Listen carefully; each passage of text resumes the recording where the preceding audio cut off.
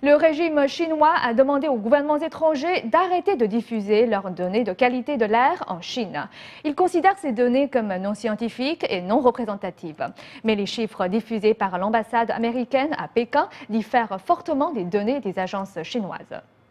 Mardi dernier, le régime chinois a demandé aux ambassades étrangères d'arrêter de diffuser leurs mesures de pollution de l'air dans les villes chinoises. Liu Weimin, le porte-parole du ministère chinois des Affaires étrangères, a soulevé ce problème mardi lors d'une conférence de presse. Selon la législation chinoise, ce genre d'informations doit être diffusé par les autorités compétentes. Ces informations devraient être scientifiquement établies et représentatives d'une grande région, pas seulement de certains endroits. Ces informations ne sont pas précises, on ne peut pas les prendre en compte. Les autorités compétentes, c'est le régime chinois qui publie ses propres données de qualité de l'air en Chine.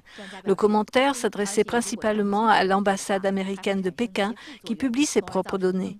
Les chiffres des deux relevés sont relativement différents. Selon Su Guangzhong, professeur en sciences atmosphériques, les données de l'ambassade américaine sont plus crédibles.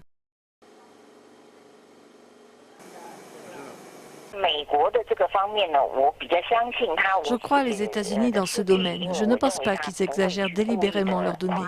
Ils ont placé des stations de mesure dans leur ambassade par crainte des effets de la pollution sur les citoyens américains. Je pense que les données de l'ambassade américaine sont plus précises. L'ambassade propose ces mesures de qualité de l'air aux ressortissants américains, mais elle ne surveille pas forcément la qualité de l'air dans tout Pékin.